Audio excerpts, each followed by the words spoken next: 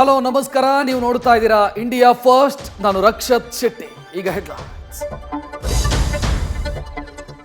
ರಾಜ್ಯದಲ್ಲಿ ಮುಖ್ಯಮಂತ್ರಿ ಗಾದಿಯ ಗುದ್ದಾಟ ಮತ್ತೆ ಬೀದಿಗೆ ಬಿದ್ದಿದೆ. ಓಪನ್ ಸ್ಟೇಜ್ ಮೇಲೆ ಯತೀಂದ್ರ ಪೂರ್ಣಾವಧಿ ಮುಖ್ಯಮಂತ್ರಿ ಪ್ರಹಸನಕ್ಕೆ ಕಿಚ್ಚು ಹಚ್ಚಿದ್ದಾರೆ. ಲೋಕದಲ್ಲಿ ಗೆದ್ದರೆ ಸಿದ್ದರಾಮಯ್ಯ 5 ವರ್ಷ ಮುಖ್ಯಮಂತ್ರಿ ಆಗಿರ್ತಾರೆ ಅನ್ನೋ ಹೊಸ ಬಾಂಬ್ ಸಿಡಿಸಿದ್ದಾರೆ. ಇದು ಕೈ ಮನೆಯ ಕೋಲಾಹಲಕ್ಕೆ ಕಾರಣ ಆಗಿದೆ. ನಿದ್ದೆ ಕೂಡ ರಾಜಕೀಯ ಕದನದ ಕಥಾವಸ್ತು ಆಗಬಹುದು ಅನ್ನೋದು ಇವತ್ತು ಸಾಬೀತಾಗಿದೆ. ಅಭಿವೃದ್ಧಿ ಮರೆತು ಮೋದಿ ಗಾಢ ನಿದ್ದೆಗೆ ಜಾರಿದ್ದಾರೆ ಅಂತ ಸಿದ್ದರಾಮಯ್ಯ ಕಾರ್ಟೂನ್ ಪೋಸ್ಟರ್ ಹಾಕಿದ್ದಾರೆ. ಪ್ರಧಾನಿಯನ್ನ ಟೀಕಿಸಿದ ಸಿದ್ದು ವಿರುದ್ಧ ಕೇಸರಿ ಸೇನೆ ಮುಗಿಬಿದ್ದಿದೆ. ಸಿಎಂ ವಿರುದ್ಧ ಮಾತಿನ ಸಮರ ಸಾರಿದೆ.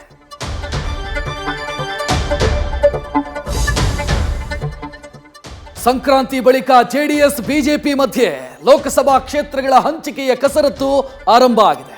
ಬಿಜೆಪಿ ಚಾಣಕ್ಯನ ಭೇಟಿಗೆ ಎಚ್.ಡಿ. ಕುಮಾರಸ್ವಾಮಿ ದೆಹಲಿಗೆ ದೌಡಾಯಿಸಿದ್ದಾರೆ.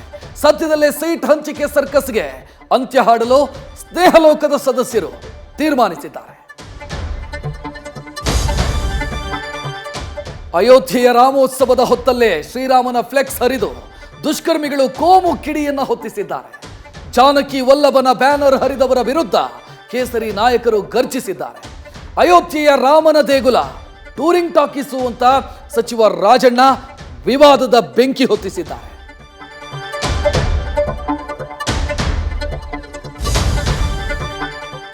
ಬ್ಯಾನರ್ ಕಟ್ಟಲು ಹೋಗಿ ದುರಂತ ಅಂತ್ಯ ಕಂಡಿದ್ದ ಅಭಿಮಾನಿಗಳ ಬಗ್ಗೆ ನಟ ಯಶ್ ಮನ ಮಿಡಿದಿದೆ.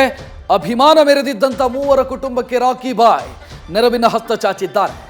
ಯಶ್ ಫೌಂಡೇಶನ್ ನಿಂದ ತಲಾ 5 ಲಕ್ಷ ರೂಪಾಯಿ ಪರಿಹಾರ ನೀಡಿ ಕುಟುಂಬಗಳ ಕಣ್ಣೀರು ಒರೆಸೋ ಕೆಲಸ ಮಾಡಿದ್ದಾರೆ.